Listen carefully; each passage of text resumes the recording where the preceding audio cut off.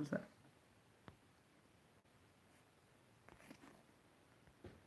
I'm just gonna go with that one because that's like a little more exposure. Also gonna clean the camera a bit.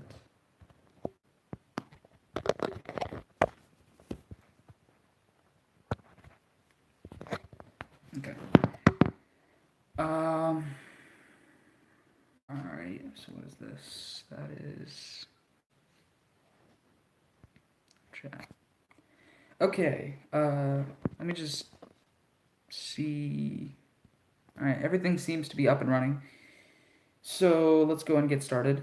Hi, everybody. The reason that this is live is because I don't want to spend time like editing this, because I want like a proper first impressions kind of thing where, it's like I just got back from watching Venom. I forget where the ticket stubs went.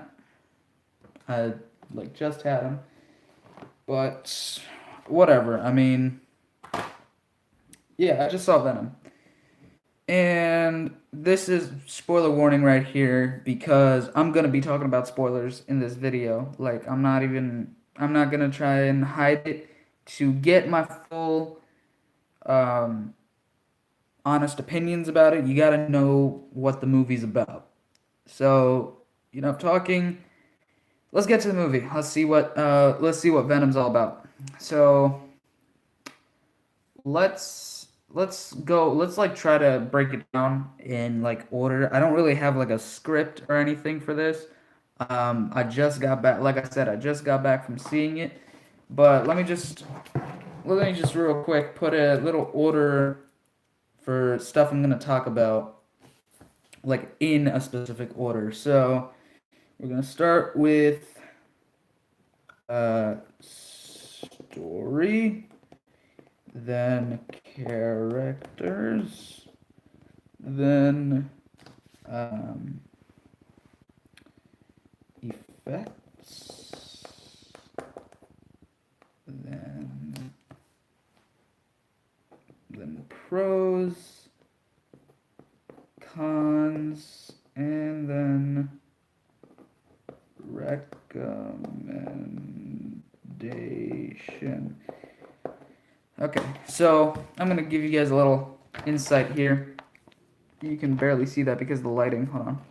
Okay, so this is literally all I've written down. That's my talking points in order. So here we go. It says story. So let's start with the story. I'm just gonna tell the story again. Spoilers right away. So if you want spoilers, don't watch this video because pretty much all of it is going to hinge on the fact that you've seen Venom, and I will be talking about spoilers of Venom the entire time. So click off now if you're one of those people who doesn't want to be spoiled and still wants to watch the movie. But for those of you who have already watched the movie, or for those of you who don't care about spoilers, welcome. Keep watching. Anyway, story. So movie opens with Eddie Brock. His life opens with him and Michelle Williams, I think, is who plays that character, Annie. That's his fiance at the beginning of the movie. She's his fiance. She's a lawyer. He's a journalist. And it runs through a quick montage, which I both kind of like and didn't like, which I'll get back to at the end of this little thing. Um, they run through a little montage that like he's a journalist and he's also a pretty well-known journalist, because he has like this one show which is like pretty popular, and the his wife is a lawyer for a firm that works for this one branch called, well, this one company in the movie called Life, run by Riz Ahmed's character, who Carlton Drake. I don't know why I could barely remember his name.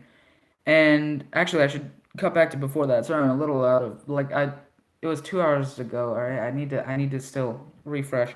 So the movie opens with a spaceship crash landing to Earth, and in it are a bunch of samples of alien life in cylindrical containers, which are the symbiotes. That is like all of the symbiotes that are there are, like on Earth, all of the symbiotes there are, they're there. So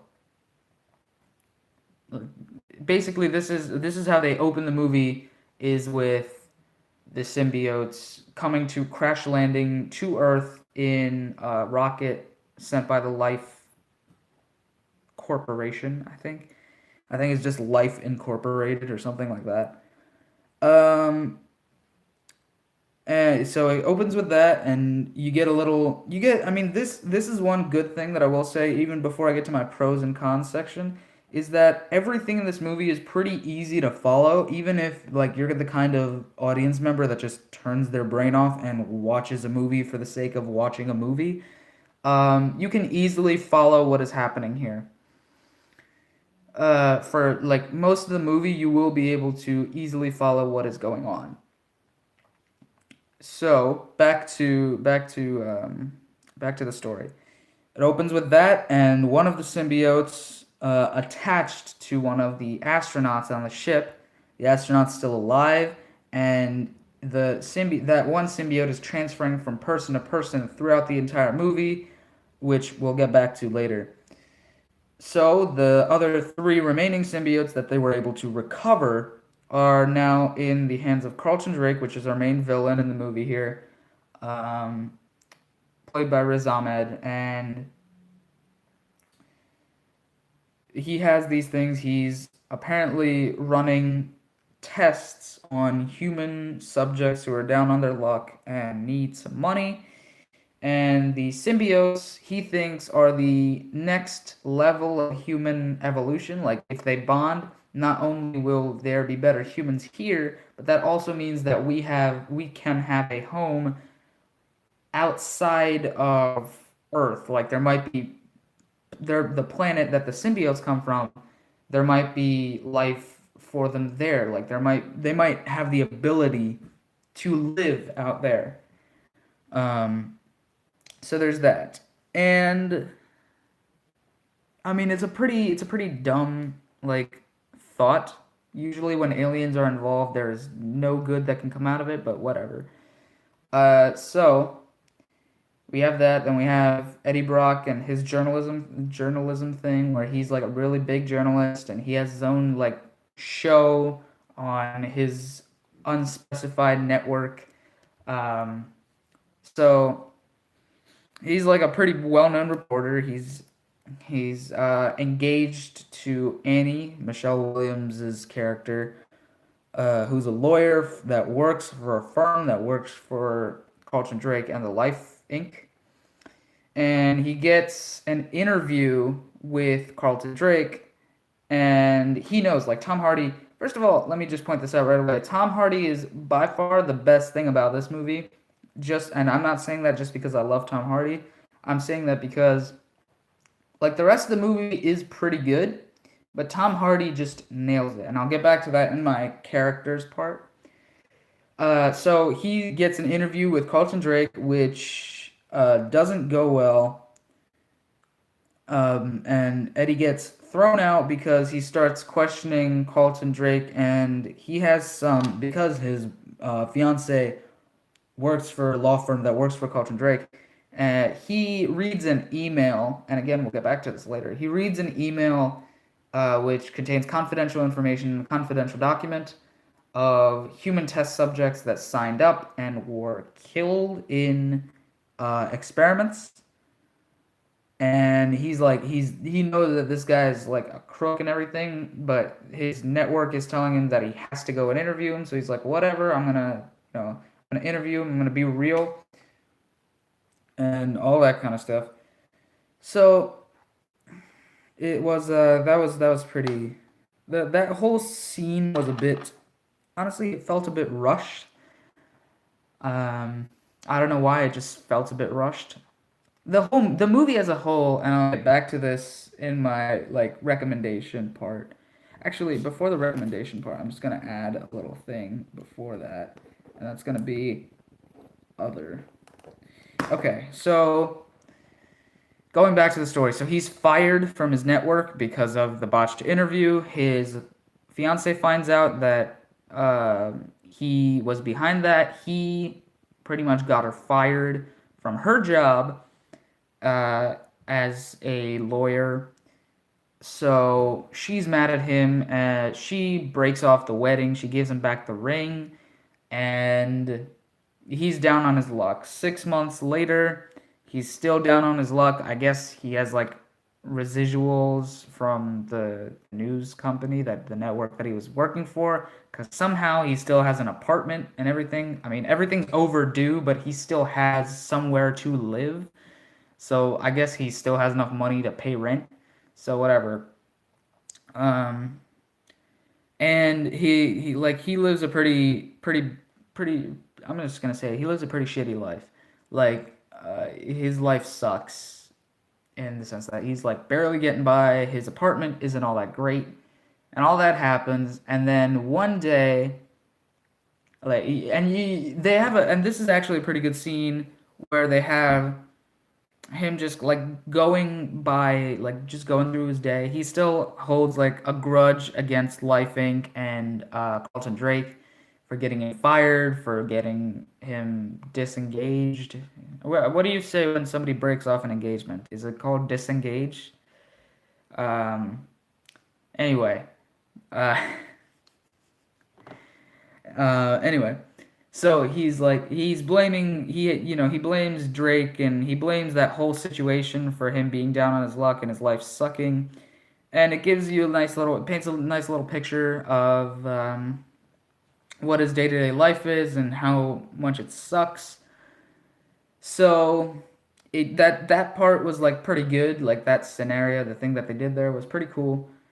And then he gets a call because the symbiotes that Riz Ahmed or Carlton Drake got from the rocket crash somehow took 6 months to get to his base in San Francisco where the whole movie takes place.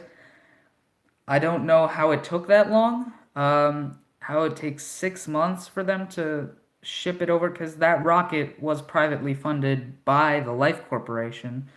So the anything that was recovered from that rocket crash should have immediately been sent there. Whatever. 6 months go by. He gets the symbiotes. He's testing them on animal subjects, and it finally works. It finally bonds with a rabbit. So he's like, bring in the human test subjects. This is, I would say, one of the first big faults with the story, is that they're trying to have their cake and eat it too with the villain, because Carlton Drake is supposed to be like your classic mustache twirling villain, like, ah ha ha, I'm so evil.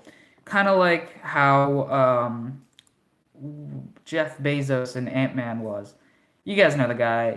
Honestly, the guy looked like Jeff Bezos. I'm sorry. I'm not trying to insinuate that Jeff Bezos looks like like handlebar mustache twirling villain, but like the villain in Ant-Man, in the first Ant-Man, literally looks like Jeff Bezos. Anyway, back on topic. He's that kind of thing. Where he's like, oh, human subjects and whatever. He's supposed to be like super unethical, and you're supposed to feel like, oh my god, he's such a villain. But Riz Ahmed is such a charismatic guy uh, that that doesn't really work. Like the mustache twirling kind of thing that they're going for doesn't really work there. But anyway, he calls in human test subjects, which turns out Eddie was right. Yes, they do bring in poor people and people who are down on their luck and run experiments on them that end up killing them. Um, and one of the doctors, I think her name was Skirth, she's not down with what's happening, so she like goes to the store that Eddie goes to every single day, and she's like, "Hey, I work for the Life Foundation, and uh, you were right. They're running test subjects and everything." And he's like, "I don't want any part of this. I don't want to deal with the Life Foundation."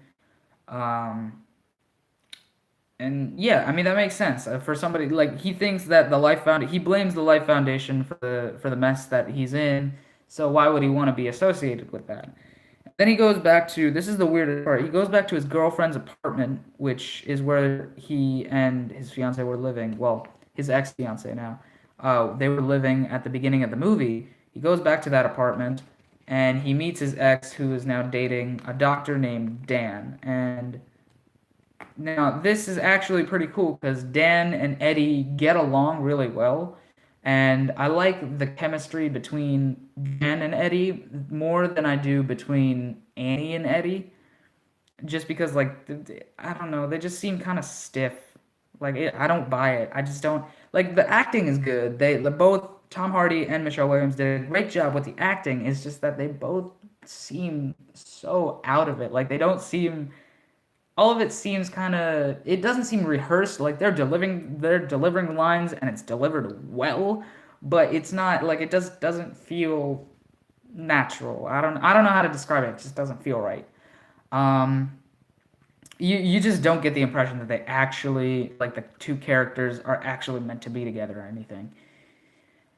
So you meet, and I don't, and this is probably one of the biggest leaps in logic here is why the heck was he like? It's been 6 months. I mean, I understand that they were engaged, like they really did love each other and everything, but like I don't know, why is he hanging out outside his ex fiance's apartment? Like that's really weird. Anyway, so he's hanging out there. They have a bit of a spat where it's like, haha, you did this to yourself. And again, I'll get back to this in the characters thing, but I'm just going to touch on it now. Neither Eddie Brock nor Annie are good people in this movie, and we will get back to that later. Um, so that happens. He goes to a bridge where he's like thinking of just chucking the engagement ring off the bridge and ending it like completely, shutting her out. And then he doesn't for whatever reason, and then he calls up Skirth and he's like, "All right, talk to me. What are we dealing with here?" So Skirth takes him to Life Labs, um, and she tells him like, "Oh, uh, like they're running human test subjects. You were right. Everything. Blah blah blah blah blah." So she gets him in there, and then she leaves him alone for the stupidest reason ever. All right, here we go. This is a very big gripe I have. How Eddie Brock becomes Venom is so dumb. Skirth, a woman who knows that he is a journalist, knows that he's an investigative journalist, knows that his job and his instincts are to go around. Hello there, one viewer. His instincts are to go around, collect evidence and data with interviews and whatever. To his job was to go around and sneak around and figure stuff out. She leaves him alone in this lab. She buzzes him in with the handprint sensor and everything, but she stays outside. She never goes in. All right? She never goes in. And he's just walking around. He's taking pictures, maybe thinking that he could get his job back by like sending those pictures to the network and being like, "Hey, I got these pictures. Can I have my job back? Like I was right." Um, and so he's in there, and then this one homeless lady, I forget her name, that he talks to every day. She was shown in his like everyday life kind of situation, where, like he's down on his luck and everything's happening, and he runs into this homeless person. They obviously know each other, and they're doing their thing, and like she's one of the test subjects. So and she has the Venom symbiote, and she is not bonding with it. Like it's killing her. And it's shown earlier that if the host isn't suited for the symbiote, then the host dies and the symbiote just like ejects itself from them, killing them in the process. Um, but for some reason, there's like different levels to it, which I don't get. One, and this is like they don't explain this at all. One, they try to pass it off like they don't even really give you any kind of like reasoning as to why some people can live with it for longer than others. For example, there's uh the one they show on screen. His name is Isaac. I only remember it because there's like a whole spiel and monologue about how his name is like biblical and whatever. Um, there's a whole thing about how Isaac goes in, he's bonded to the symbiote, and then he dies pretty much immediately after being bonded to the symbiote. Then there's this other one who is more slow, who has a more slow death, where all of his internal organs are slowly failing and dying because the symbiote is taking it over. And then the woman, the homeless woman, she was like, she was in bad shape after the symbiote like hooked onto her.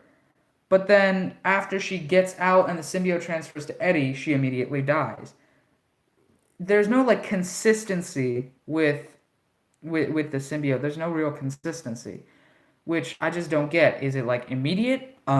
Is it a slow death? Is it what? There's no consistency with the logic of the symbiote and how the symbiote works. If they had spent a little more time developing that, that might have made sense. Even like a couple throwaway lines, like, "Oh, we don't understand it for sure, but it seems that certain hosts are more suited than other hosts. We're still running tests," or something like that. Something that just would have explained this a little better because I was very confused about that the whole movie. Um, then so now at that point is where Eddie Brock gets the Venom symbiote. It's a very very stupid thing that happens. So he breaks the homeless chick out of her holding cell, and then the Venom symbiote in her transfers itself to Eddie. He runs out of there. There's a whole chase sequence, and it shows how immediately after bonding with the Venom symbiote, Eddie Brock is now Superman. He breaks through a fallen log. He jumps through a fence, like a giant metal fence. He just jumps at it and he breaks through it. He jumps and climbs a tree in seconds. One thing is and this is another thing. This isn't just with this movie in general. I'm talking movies in general. How come the bad guys, when they're chasing somebody through a forest, never think to look up or shoot up? Because chances are somebody's probably hiding in the canopy of the trees. Whatever. I guess they were trying to be eco-friendly. Um, so we go from him climbing trees. No, so he goes back to his apartment after all of the security people have gone back. He goes back to his apartment. He's not feeling very well. He calls up Annie. He calls up his reporter person. He calls up Skirth. He's like, "Oh, this is not really good." He's like really hungry, so he eats a lot of food, and then he throws up and passes out. Or, well, he throws up on his toilet. He starts brushing his teeth, and then that's when he hears the Venom voice, and that's when part of the Venom face starts to come out. He gets thrown back against the, well, not, he doesn't get thrown back. He throws himself back against the porcelain tile of his bathtub, and he gets knocked out. He wakes up, and his apartment's a mess and everything, and Carlton Drake has told his security squad to go find him and hunt him down and bring him back because Skirth ratted him out, and then she dies. She just dies. With one of the symbiotes takes her hostage and kills her. And again, this is supposed to be another Riz Ahmed's character is a mustache twirling evil villain scenario, but again, Riz Ahmed is like really charismatic in this movie, so you can't have it both ways here. So anyway, she dies. Eddie Brock is like kind of like freaking out because he's like, "Oh my god, what the hell happened?" And then he hears a voice. He starts hearing the voice, and this is when it gets really good. And I'm going to agree with the critics right here. Overall, I'm not really agreeing with the critics too much. I'm going to agree with the critics here. The best parts of this movie are when Venom is either on screen or his voice is on screen. Because those moments are when it gets real good real fast. So anyway, like you hear Venom like talking in his deep, super auto-tuned voice. It's really cool. Like I like the effect that they gave. Second, Tom Hardy did the voice Venom as well as Eddie Brock. And I like his Venom voice. I mean, I know there's a ton of talk boxing and effects going on with the voice. It's like a lot of modulation, but I love the voice that they gave Venom. More on this later. I love the voice that they gave Venom, and I'm actually gonna write that down.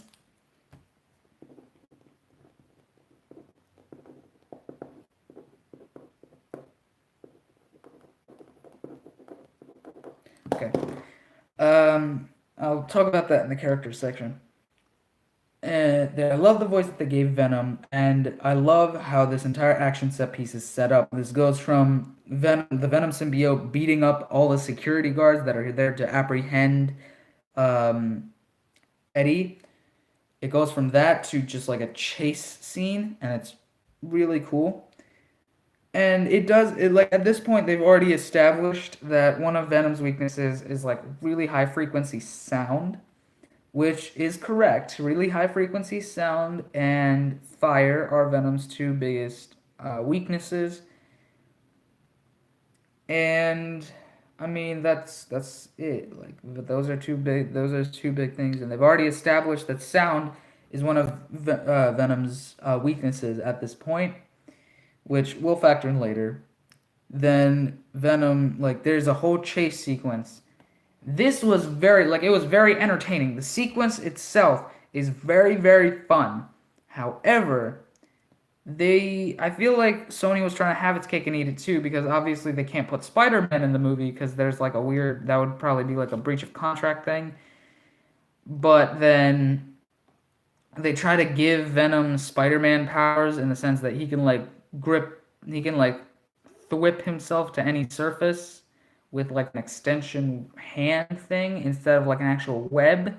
He can just thwip a fist extension of the Venom thing to any surface that he wants, which, I mean, I know that's one of Venom's powers, but technically it's one of his powers because he bonded to Spider-Man and then he got to keep that. But whatever. I mean, I understand that they got to do their own thing, whatever. I'm fine with it. It was just like a weird continuity thing where like I realize that they're trying to have their cake and eat it too by not having Spider-Man in the movie so they can say that, oh, it's a Venom movie. There's no Spider-Man involved, but then still having Spider-Man's powers like still like Venom still has Spider-Man's powers. Anyway, after that very fun sequence,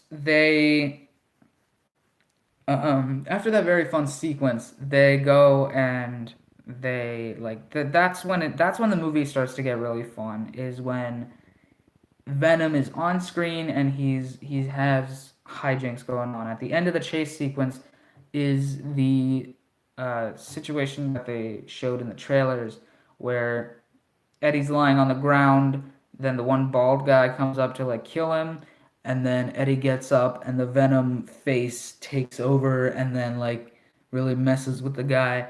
And this was like a cool situation. And this is when Eddie goes out to a weird like island thing. I think it's a lighthouse. And then that's when Venom and Eddie really have a conversation. And this is when Eddie goes back to his news place because he's like, "Hey, I was right.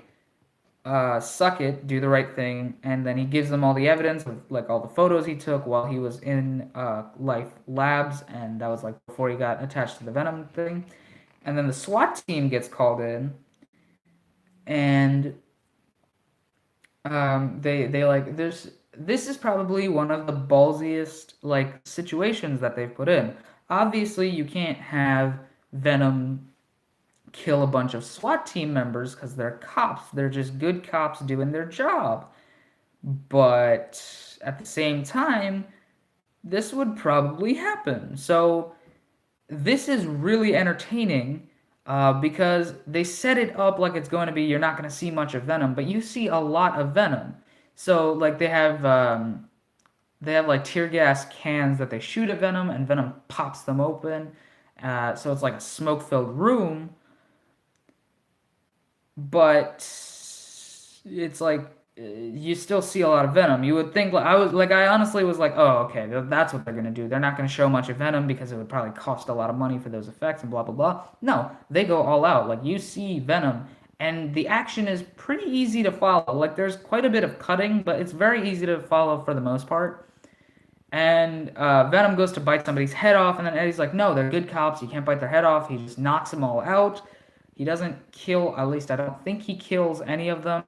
And then Annie shows up because she's like looking for Eddie because of this whole situation that I didn't explain. Annie and Dan are like having dinner, and then Eddie shows up, and he's like, "Oh, this is like I gotta whatever." And then Dan takes Eddie to the hospital, checks him out. The MRI machine, I I don't know how MRIs work, so if this is a real thing, cool. But MRIs apparently let out a really high frequency sound, which made the Venom symbiote like react to it, and it was like really bad. Um, so the Venom symbiote like tried. It was like really painful for Eddie and the Venom symbiote, so they like got him out of there, and like the MRI test worked somewhat, but not really. And it's at this point where Dan's like, okay, we got the MRI tests back, and something's really wrong with Eddie, so you got to get him back here. We got to fix him up. And this is when Annie finds Eddie, and like, this is when Annie finds Eddie, and that's when she takes him back to the. That's when she takes him back to Dan's office because Dan is a doctor. That's when she takes him back to Dan's hospital. And this whole car ride is very entertaining because this is when Venom, this is when Tom Hardy and Venom like really, this is what I mean, and I'll get back to this in the characters part. But Tom Hardy and Venom are awesome together. Like their relationship, like their character dialogue is very well done. For example, like in the SWAT team fight, there's a thing where Eddie has his hands up and he doesn't want to fight the SWAT team, and then the SWAT team puts on their masks. Like one guy's like, masks, copy, and then they put on their gas masks, and Eddie's like, all right, you asked for it, mask, and then Venom says copy, and then the Venom face comes out. Like that was really cool. Like that kind of delivery, that kind of dialogue, is really dope. It's a little cheesy, yeah, but it's like really dope. Um, and that's when the SWAT fight happens, and then she takes him back to Dan's lab, and Venom's like, okay, I need to get back to the rocket that Riz Ahmed, or the Life Foundation rather, is going to send up into space to, I'm assuming it was like to get them more samples or something. I don't know. But the symbiotes want to go up, Venom included. The symbiotes want to go up, go to their planet, get more symbiotes, bring them back down to Earth so that they can wipe out the whole planet. Riz Ahmed wants to go out there, or Carlton Drake's character and the Life Foundation wants to go out there because I think it's like to find the planet so that they can all move there because Earth's gonna kill itself or something. Or humans are gonna end up killing the Earth, and then humans are gonna die with the Earth, so they want to find like an alternate home or something like that. It's a little complicated, and I didn't fully understand that. But at the doctor's office, Venom and Eddie get separated because Eddie finds out that Venom just wanted to bring more of his like symbiote buddies over here and kill the whole planet. This was done very awkwardly because they don't explain that plot thread. And I feel like this is a thing. This wasn't reshoots. This was just weird editing because they're like, oh, Venom was just using Eddie the whole time, and that's like a really big deal because yeah, I mean, Eddie trusted Venom and all that kind of stuff and all that kind of stuff. But then with the MRI machine, Michelle Williams' character Annie turns it on to separate Venom from Eddie because the things are getting tense and people are, and like Venom has Dan in a chokehold for whatever reason. And so she separates the Venom symbiote by keeping that loud frequency, and then Venom just ejects itself from Eddie. Somehow Eddie still survives that. I don't know why. I guess it's because he's achieved perfect symbiosis. I don't know. But both of them survive that altercation. Venom gets locked in the MRI room. Eddie is locked out of the MRI room, and Eddie just kind of leaves Venom. But Venom gets back to Eddie by going through the vent and then possessing a dog and then possessing Annie, and then Annie comes in later, and we'll get back to that. Venom then, like, at that point, like, Eddie gets taken by Carlton Drake. Drake at this point actually has the free, and like I said, we'll get back to this later in the story. The Venom, one of the symbiotes that got free ends up making its way back to Carlton Drake, and Drake gets possessed by one of the symbiotes. The symbiote, it's Riot. I don't know if that's a real Venom villain. Comic book nerds in the comments, please let me know because I'd like to know. And yeah, so Carlton Drake at this point already has Riot in him. Eddie doesn't have Venom in him. And I honestly kind of skipped this part. This is when I took a bathroom break because I just didn't care. That's kind of the things I mean. Like the scenes that Venom isn't in sometimes can get kind of boring. Like this scene in particular, I was like, all right, I'm just gonna take a bathroom break because I don't really care. I come back and Annie's possessed by Venom. Eddie has escaped from Drake's little interrogation room. Uh, Annie makes out with Eddie and that's like Venom's idea is for Annie to make out with Eddie. That way, Venom can transfer himself back into Eddie. And now they're together again for the final act. And then Venom's like, "Oh no, but now I want to save this planet because it's pretty cool being here," which was kind of like it seemed kind of shoehorned in, but whatever. I mean, they got to have a plot there somewhere. So at this point, Drake is Riot. Drake has a symbiote inside of him, and the symbiote is using Drake and Drake's rocket to go up into space, go to the symbiote planet, get more symbiotes, and come back and take over Earth, like I said. And this is your third act. So you got Venom, who is like he's able to use the symbiote to create stuff, but not to the extent that Riot can. Riot is able to create it to create pretty much any kind of weapon that you can imagine. He has like arm blades, scythes. He has like back needle pointy thing. He has like daggers. He has friggin' ball and chain mace looking thing. Yeah, so like Riot has all of this stuff, and that's the final act is Eddie and Riot fight. This is when it becomes a little hard to figure out what the heck's going on because Riot and Venom have a very similar voice, and there's like they're fighting, and Riot is gray and Venom is black, and it's a nighttime situation, so it's kind of hard to tell who is who. They have some cool shots in there that would have worked, which were like the Venom and Riot symbiotes kind of detach from their hosts a little bit, and the two symbiotes are fighting, and the two humans are fighting. Um, which looked really cool, but I mean, if they had separated it more, maybe slowed it down a little more, and let that shot kind of pan out a little more, it would have been better. But anyway, Eddie gets stabbed by Riot. He kills Carlton Drake. He like kicks him off, but the Venom, like the Riot symbiote, catches him, hooks onto Riz Ahmed, and stabs Eddie in the back, like well through the back.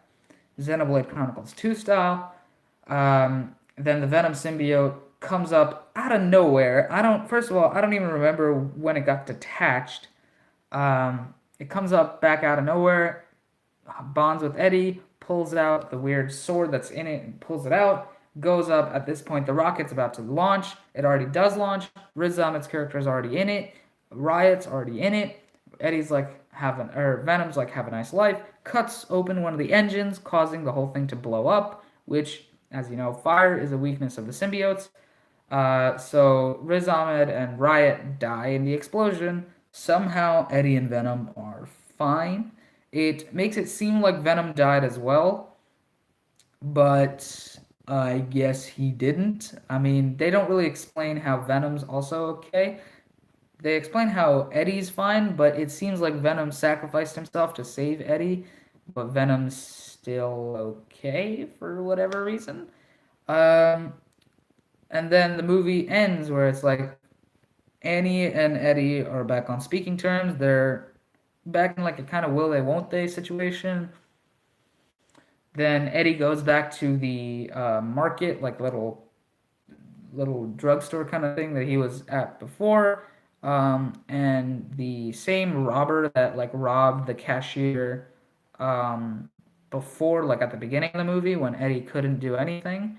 Um, Now he's back, he's demanding more money, and he's back. And then Eddie's like, all right, you know what? Let's do this. And he ends up, like, he kills the robber guy. And then she's like, and then the cashier's like, what the hell did.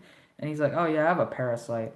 And then it ends on a joke where it's like Venom doesn't like being called parasite, and they're having a whole conversation where it's like it's an endearing term. Okay, I apologize, and that kind of thing. And yeah, that's the story of Venom. Um, they try to push it as like an anti-hero thing, which no, it isn't. It's not like Venom. Venom in the comics is an anti-hero. This movie's Venom, not really. He's a superhero. Like he does good stuff. He kills bad people. He doesn't kill good people. He wants to kill good people, but Eddie's like, nope, you're not doing that. Um, so yeah, that's about it with the story. There are a bit of parts in there which are a little confusing. Bottom line is, when Venom is on screen, it is most definitely the best part of the story, is because everything gets very entertaining when Venom is involved. When it's just characters, though, I mean, it's very easy to understand what's going on, and it's very, like, the flow is very good of the story. The pacing is a little wonky because it's a 2.5 hour film, but it only feels like it's just an hour and 30 minutes long. So the pacing was a little wonky. Generally, as a rule of thumb, if a movie is like 2.5 hours long, it should only feel like it's about 2 hours long. Not like it felt a lot shorter than it really was.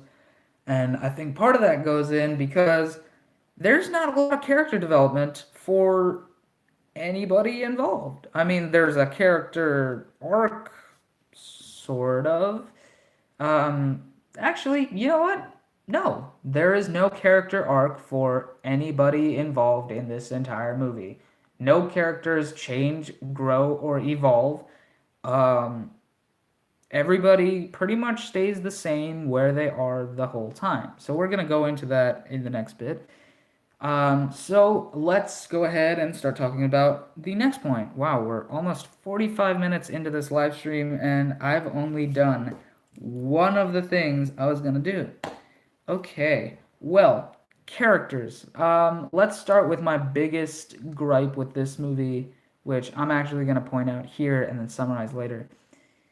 There is no character development moments for anybody involved. Everybody in this movie starts out one way and ends the movie in pretty much the same exact way. The biggest problem that I had with this movie is that I didn't really care about any of the characters at the beginning.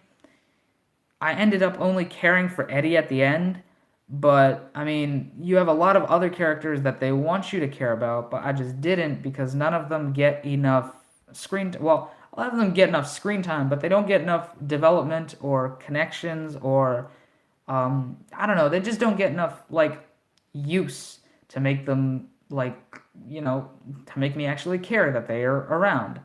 The only ones I care about are Tom Hardy as Eddie Brock, and Venom, which, I mean, for a movie that's about Venom, yeah, that's great. That Venom is like the best character, yeah, that makes sense. At the same time, none of the other characters really matter. Um, I was just indifferent to Carlton Drake, to Skirth. When she died, I really didn't care.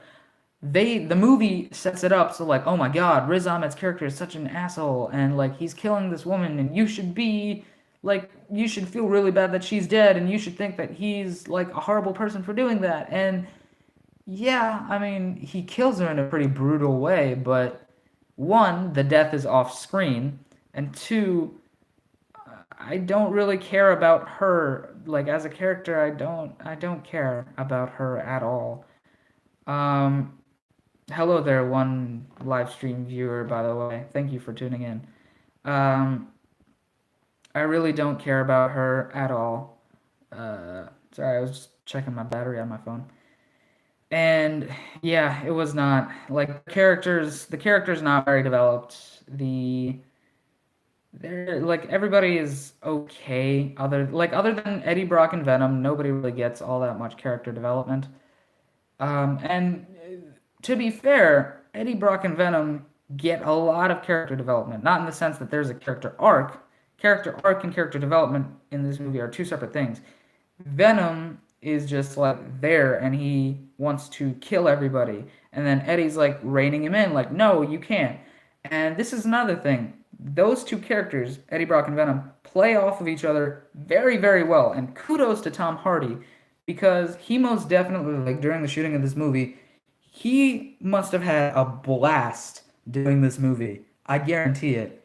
Because this movie's, like, whole premise is that these two characters have to work well together, otherwise the movie will not work.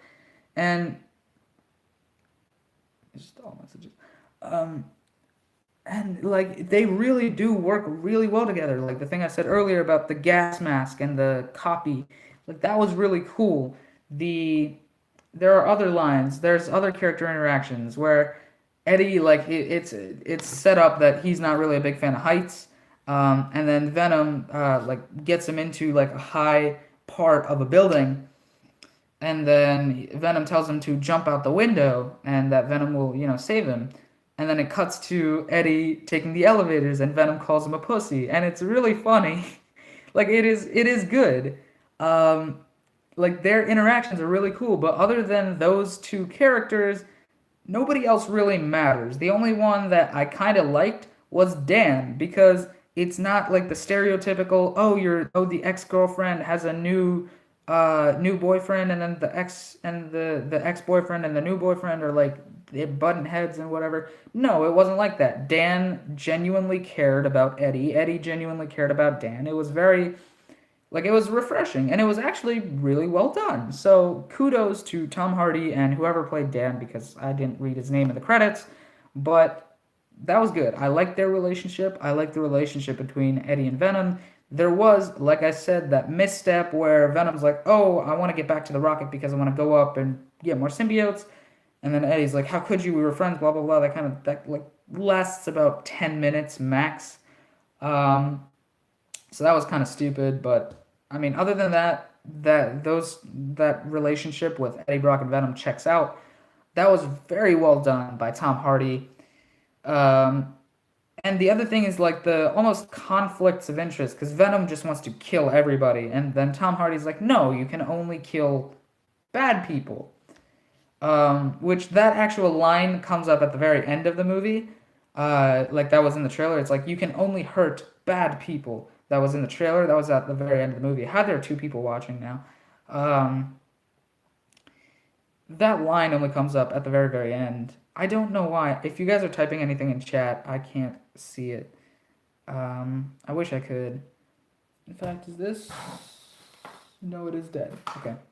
Anyway, that line only comes up at the very, very end of the movie. That he can only hurt bad people, but throughout the movie, like Eddie's like, no, you can't hurt him. Like the security guard at the network that he worked for said, sorry man, I can't let you up. And then Venom's like, let's bite his head off. And Eddie's like, no, are you kidding me? No, he's a friend. You can't do that. Um, and Venom's interactions with like what's her name, Annie, that was also pretty cool. In the car ride, where Venom and Eddie are in the back seat, she's driving, and then he's explaining all of this stuff to Annie about who Venom is, how it works, and all that kind of stuff. how Eddie feels fine even though there's a parasite in him, um, and like how Eddie's completely cool and everything. And they like that whole car ride is used to explain all that stuff and kind of exposit a bit to the audience. So it's like, okay, for those of you who didn't get it earlier, here it is laid bare for all to understand, which I don't appreciate because I understand nuance and I like nuance. But for a general audience, I understand why that was necessary, and that's fine. And it actually worked well as a moment between Annie and um, Eddie. It worked pretty well as a moment, as a nice moment between the two of them. And then after that, I don't know what the heck is going on. Okay, then after that, um, I'm trying to think what else there is to say about the characters. Venom, I I first of all, I love every interaction that Venom has with Eddie. So the audience can hear Venom, Eddie can hear Venom, nobody else can hear Venom, but it seems like it feels like Annie can hear Venom as well. I don't I don't get it. It's set up that nobody else can hear Venom, but apparently they can. Yeah. Um and then whatever, Venom does his thing. And like there are some, like I said, there's some really funny interactions. So, yeah, that's about it with the characters.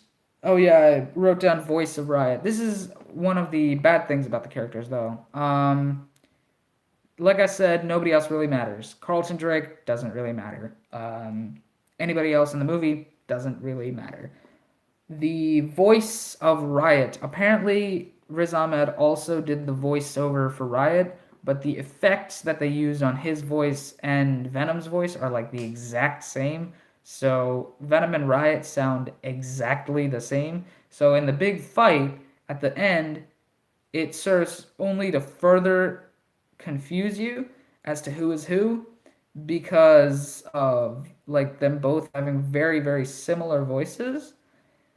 And it's a bit discoordinated. Like I didn't or uncoordinated. I didn't really get who was who in that final fight. If they had made Riot like white or silvery more than like I mean they kind of made him silvery, but like if they had made him white instead of gray, like a stark pale white color, that would have been better, I think, simply because like you can differentiate Riot and Venom better. But whatever, that was yeah. So the voice of Riot was also pretty weird. Okay, next it says effects. So I googled it. Apparently, at least on Wikipedia, it says the budget for this movie was $100 million, which isn't expensive. Like it's not very expensive at all. Hey Google, what was the budget of Avengers: Infinity War? Here is some information from the web that might possibly help. Here's a summary from the website en.wikipedia.org. Dan T. Cathy, co-owner of Pinewood Atlanta, noted the films were the largest film production ever with a $1 billion budget, which Feige later stated was false. The film had an estimated budget between $316 minus $400 million. Oh, okay. Apparently the estimate is either $1 billion or 316 to $400 million. So for $100 million, this movie was really good. I mean, $100 million for a movie at least honestly doesn't sound like a crazy high budget. And for what they have, it was really good. All of the Venom effects were very well done. All of the like, especially when the symbiote effects, like when it's just on its own and it's not connected to a host, those effects were really good. The um, the effects from when Venom is exposed to like high frequency sounds were really good. The only problem is the explosions were very, very fake looking. Like they didn't. I mean, I know they're not real explosions to begin with, but like the explosions themselves didn't look all that cool or big or explosiony. And then the very opening scene, the rocket at the very beginning of the movie, looked really fake as well. Um, so that was not a very good start for me. It was like, oh god, this is not gonna go over well, is it? The CGI is gonna be really bad. But no, overall the CGI was very, very good. $100 million seems like a pretty small budget, and reportedly, Venom's already made $70 million opening weekend, which is cool. Like that's great, good for Venom. I mean, it was a good movie. It was pretty good. So it made back more than half of its budget opening weekend, which is really awesome. And it is, oh, it's 11/11, so it's still Friday. Um, and it's already made $70 million back out of 100 million. So that's really good. So the effects were very good, other than just some parts, like the explosions at the end were not very well done. The um, I thought I would not like the effect that they used when he goes into, excuse me, when he goes into the MRI and like you can see like the weird flickering thing. I didn't think I would like those effects because of like the trailer, but they were also okay. The effects at the on the spaceship at the very beginning were not very good, but overall the effects were well done. All right, so all right, moving into the pros. So the pros, this isn't gonna be as in depth as anything else here. The pros: Tom Hardy, great casting. Like Tom Hardy by himself, like I love Tom Hardy. He's an amazing actor. I've only seen him in Dunkirk, The Dark Knight Rises, and Inception, which I get that they're all Christopher Nolan movies, but what can I say? Christopher Nolan is awesome. Um,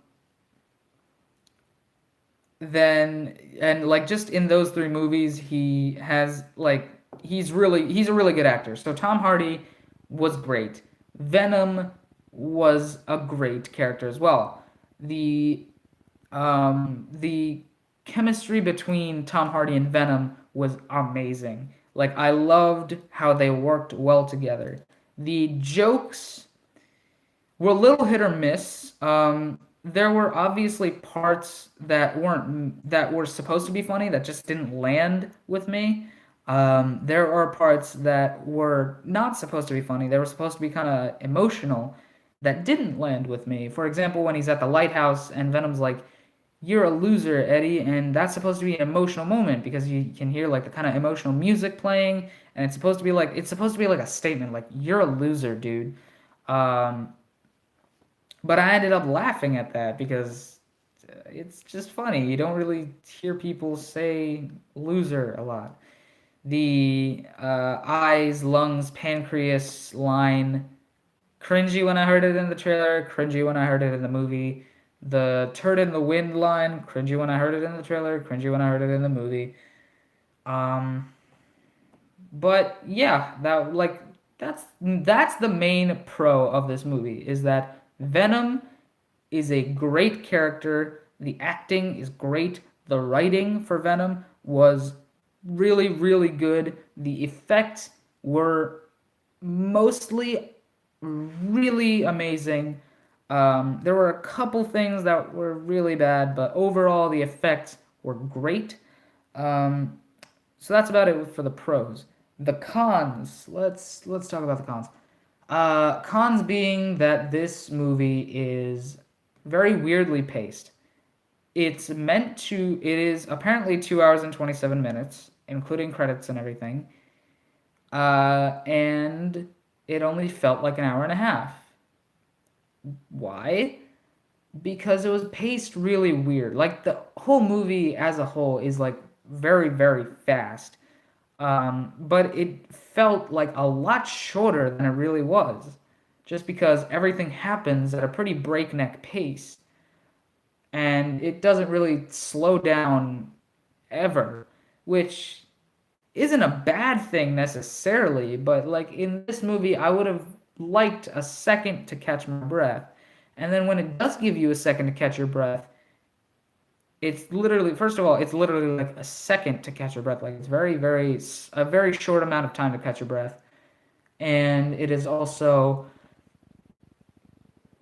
excuse me, it is also kind of boring. Like it doesn't give you too much time to catch your breath, and it is also very boring when it does, because it gives you like a solid 5 minutes, but in those 5 minutes, everything slows down from like 100 miles per hour to like 20, and you're like, what happened? So it was like the pacing was a little odd, um, but overall it wasn't bad. And oh yeah, character development. That's the other thing. I already touched on it in the character section, but nobody has an arc. Nobody really gets any kind of development. Everybody just kind of exists, other than again Venom and Eddie Brock, which again they're the leads. They're the titular characters. They have to be cool, but they're. I mean, just them getting anything is hello there, Elton Rodriguez. How are you doing? Um, it's like it's kind of bad. Them having the only character development in the entire movie is pretty bad. So those are the cons. I have a little section there for other. I'm assuming that was there for nitpicks. I'm sorry, Elton Rodriguez. No hablo español. That's honestly all I know in español is no hablo español. Um, No spoilers. Dude, I said spoilers in the title, all right? If you don't want spoilers, click off. I'm not gonna not use spoilers just for you, all right? This is a spoiler heavy review right here. Others, nitpicks. I didn't like the post-credit scene. The post-credit scene is basically a trailer for Spider-Man Into the Spider-Verse, and it was really weird that they put that at the end of Venom. The mid-credit scene was cool though. It was Cletus Cassidy, played by Woody Harrelson for whatever reason. So Carnage, if they make a sequel to this, they're gonna have Carnage. Yeah, the trailers are really good for this movie. Um, Nitpicks. I don't like I said, the plot with Venom wanting to get back and the whole like thing with Eddie Brock being like, "Oh, I trusted you. We were a thing. Like, it was we. It wasn't just you." And blah blah blah. It seemed kind of like a rom-com, first of all, and second, it was kind of like that whole thing seemed kind of forced. One, it was out of context. Two, like they explained the context of that after it already happened, which was kind of dumb. So yeah, that was a thing. Um, so let's move on. Let's finish it up because my battery is getting kind of low on my phone. What I'm live streaming from, and I don't really have much to talk about. Much else left to talk about, and it's getting pretty long. It's an hour long already. So recommendation: would I recommend this movie to watch to other people? Yes, I would. I will give this movie a.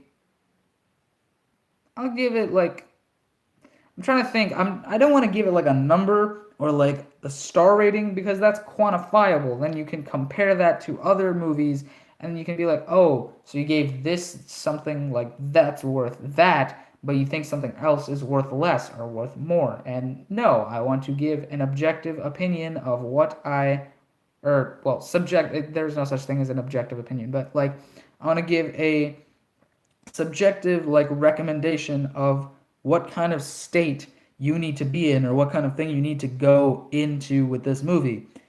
So I will say that this movie is a fun time. It is a fun time out of 10. If you want to go and watch this movie, turn your brain off and just go watch it. Like it's not a popcorn muncher. There's a difference between a popcorn muncher and what this is. This is a fun movie. Ignore what the critics are saying. this is an enjoyable time. If you go out and watch it, you will probably like it if you have the same mindset that I do. But there's like no character development. If you look at this from a critical point of view, no, it is not a good movie. Movies have like a pretty kind of like a standard they're held to, and they're measured when it comes to like story, characters, and that kind of stuff. And that's why critics are giving it such a low rating, because by their standards that they grade movies by, it has none of it. But at the same time, the movie is really, really fun. It is a really fun time. Um, it is impossible not spoiler. Yeah, like I said, this is a spoiler heavy. There will be spoilers. Um, and overall, the movie is just, it's a really fun time. So if you want to watch, if you think it might be fun to watch, go watch it. There's not really any kind of studio meddling. Oh yeah, that's another nitpick that I wanted to bring up. One, they use MacBooks in this movie. So I was like, oh, Sony learned from The Amazing Spider-Man 2. If you do too much Sony product placement, people notice and people don't like it. At the same time, they also used Sony phones, which I don't think anybody actually buys those. So, whatever. Then they have a guy playing on a PS4, which Sony product. So, again, whatever. You wanna do that when you say her? What? Dude, I'm sorry. Make some sense. Anyway, bottom line, it is a fun time. Venom is an enjoyable time. If you want to go out and watch it and you've been like kind of on the fence, like should I watch it, should I not watch it? If you think you might have fun with this, chances are you will have fun with it. So you should go out and watch Venom. Ignore what the critics say. They're looking at it from a theatrical, like they're holding it to a certain standard. They're grading it by a certain standard, and it does not meet any of those standards. And I will say that as somebody who views a movie critically. Okay. When you go out, like I watch movies from a critical perspective. Like I watch it as a critic would watch it, and I grade it based on those things. And I also watch it as an audience member. I had a lot of fun as an audience member. This movie is a good movie. As a critic, no, it is not. It does not meet like a bunch of standards that I hold all movies to.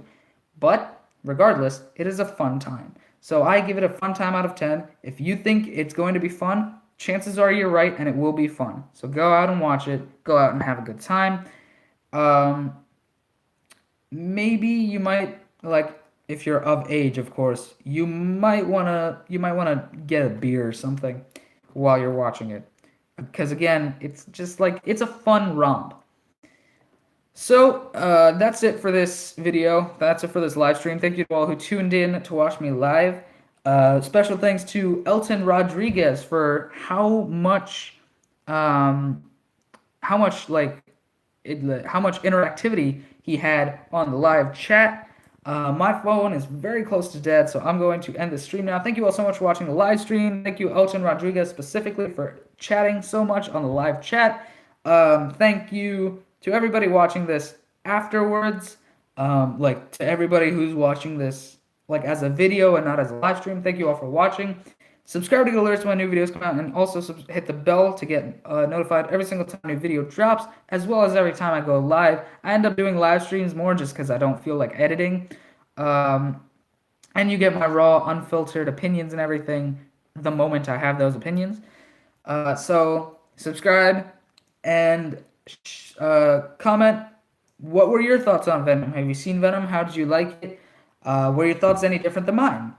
It's entirely possible. Share with friends about bad YouTubers such as myself. Like this video if you like this video. Thank you all so much for watching. I'm going to go out now and charge my phone. I will see you guys next time. My lights are out. I'm the Power Pump Gamer. Bye-bye.